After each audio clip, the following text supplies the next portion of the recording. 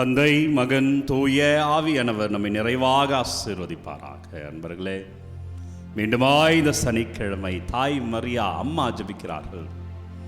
அம்மா நமக்காக பரிந்துரைக்கிறார்கள். ஜெபமாலை எடுத்துருங்க, ஜெபமாலை தாங்குங்க, நீங்கள் விழித்த உடனே ஜெபமாலை ஜெபிங்கள் என்று பலமுறை சொல்லியிருக்கிறேன். எனவே ஜெபமாலையில் விடியற் காலையில் தொடங்குங்கள். அம்மா ஜெபத்தோடு ஆண்டவருடைய அருளை பெறுவோம். அன்பர்களே, சனிக்கிழமை இறை வார்த்தை தருகிறேன் பாருங்கள். பிரியமான இறை உறவுகளே, எசையா புத்தகம் 50வது அதிகாரம் 7வது வார்த்தை, ஆண்டவராக என் தலைவர் துணை நிற்கிறார். அப்பா நமக்கு எப்பொழுதும் துணையாக இருக்கிறார். எல்லா உலகத்துடைய துணை நம்முடைய இருக்கிறதோ இல்லையோ, ஆனால் ஆண்டவருடைய துணை நமக்கு இருக்கிறது. குறிப்பாக இந்த நாளில அவர் துணை இருக்கிறது. பிள்ளைகளே, தைரியமாய் உங்க வேலையெல்லாம் தொடங்குங்க. தைரியமாய் இந்த நாளை அவர் கிருபையால் தொடங்குங்க. அவர் துணை நிற்கிறார், நான் அவமானம் அடையேன்.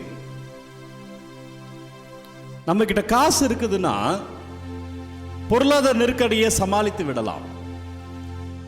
நம்ம ரொம்ப ஹெல்த்தியா இருக்கிறோம், உடல் நல்ல ஆரோக்கியமா இருக்கிறது, எந்த நோய் நொடியா இருந்தாலும் தாங்குற எதிர்ப்பு திறனோட நம்ம ஆரோக்கியமா இருக்கலாம். நம்ம கூட சுத்தி நிறைய பேர் இருக்கிறார்கள்.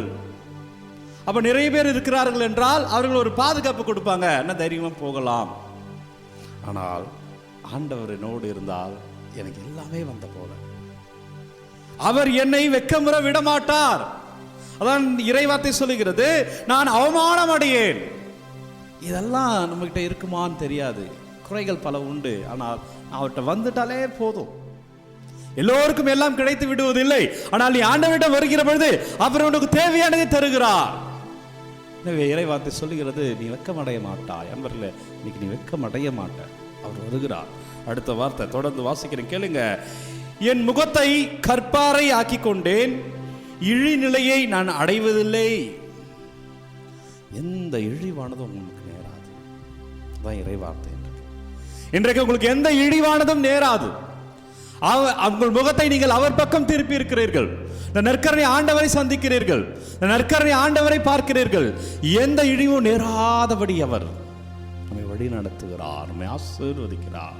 அப்பா நன்றி ஆண்டவரை, இந்த காலையிலே உம்மை ஆராதிக்கிறேன். அப்பா, ஒவ்வொரு பிள்ளைகளுக்காக உம்மை துதிக்கிறோம். ஆண்டவரே, உமக்கு நன்றி செலுத்துகிறோம். அப்பா, நீங்க பலப்படுத்துங்க, ஆசீர்வதிங்க ராஜா. அன்பர்களே, இந்த நாளிலே ஊதாரி மகன் கதை. இன்றைக்கு நற்செய்தி லூக்கா நற்செய்தி 15வது அதிகாரம் 1-3 மற்றும் 11-32.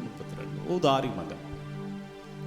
ஏன் இயேசு வரி தண்டவரோடு பாவிகளோடு இருக்கிறார் என்பதற்காக அந்த உவமையை சொல்லுகிறார்.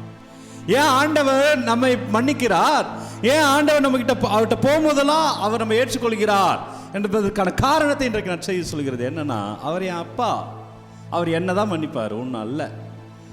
அவர் உன்னுடைய அப்பா, அவர் உன்னை மன்னிப்பார்.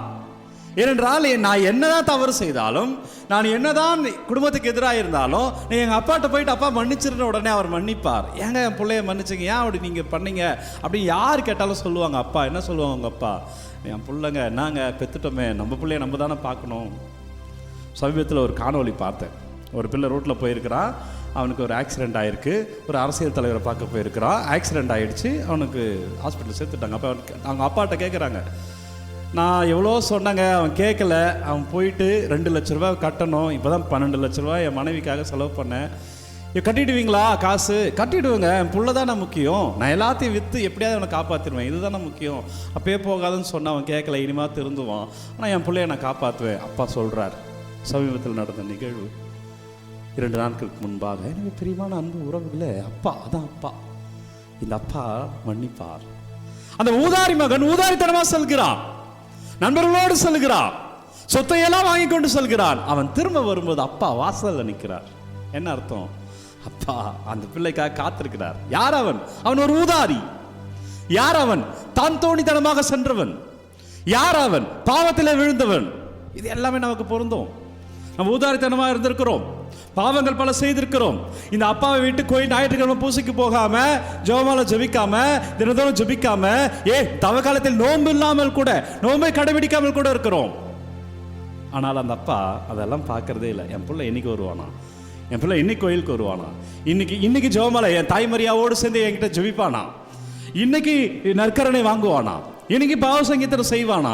இந்த அப்பா காத்து கொண்டே இருக்கிறார்.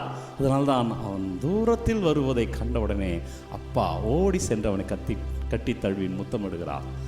உனக்காக அந்த அப்பா காத்திருக்கிறார். ஒப்பு கொடுத்து ஜெபிப்போம். அப்பா நன்றி, இயேசுவே நன்றி, இறைவா நன்றி, வல்லவரே நன்றி.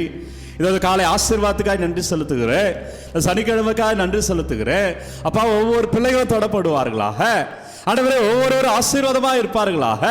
உங்கள் விண்ணப்பங்களை எல்லாம் ஒப்பு கொடுக்குறேன். பிள்ளைகள் என்னவெல்லாம் கமெண்ட்டில் அனுப்புகிறாங்க, என்னவெல்லாம் ஃபாதருக்காக ஜெபிங்க, ஃபாதருக்காக வேண்டுங்க, அப்பா நீங்கள் ஆசீர்வதிங்க என்று உங்கள் விண்ணப்பங்களை ஒவ்வொரு விண்ணப்பங்களையும் உங்கள் பாதத்தில் சமர்ப்பிக்கலாங்களோ, இயேசு கிறிஸ்துவின் பெயரால் உங்கள் விண்ணப்பங்களை எல்லாம் அவர் தொடுகிறார். நம்பிக்கையோடு ஜெபிக்கிற பிள்ளைகளை, இந்த ஆராதனை ஒப்பு கொடுத்து கேட்கிற பிள்ளைகளை ஆண்டவர் இயேசு சாமி உங்களை ஆசீர்வதிக்கிறார். வல்லமையான நற்கருணை ஆண்டவர் ஆசீர்வாதத்தில் பிள்ளைகளே அபிஷேகமாக இருப்பீர்கள், நல்லது நடக்கும். ஆண்டவர் கிருபையால் இந்த சனிக்கிழமை வாழ்வீர்கள். தாய் மரியா ஜெபம் உங்களை தாங்கும். தலைவணங்கி இந்த ஆசீர்வாதத்தை பெற்றுக்கொள்வோம். எல்லாம் வல்ல இறைவன் நம்மை தந்தை, மகன், தூய ஆவியார் நம்மை நிறைவாக ஆசீர்வதிப்பாராக. இந்த நாளும் இனிய நாளே. அன்பர்களே, ஒவ்வொரு நாளும் விடியற்காலை 3 மணிக்கு இந்த ஆராதனை வழங்கி கொண்டிருக்கின்றோம். யாருக்கு தேவை என்று நினைக்கிறீர்களோ அவர்களோடு பகிர்ந்து கொள்ளுங்கள். விண்ணப்பங்களை கமெண்ட்டில் அனுப்புங்க. உங்களுக்காக நான் தொடர்ந்து ஜெபிக்கிறேன். God bless you. Take care. அன்பர்களே, நாளை தினம் ஞாயிற்றுக்கிழமை. எனவே நாளை தினம் மட்டும் காலை ஆராதனை வராது. திங்கட்கிழமையிலிருந்து தொடர்ச்சியாக 3 மணி ஆராதனை நீங்கள் ஜெபிக்கலாம், ஒப்பு கொடுக்கலாம். நன்றி.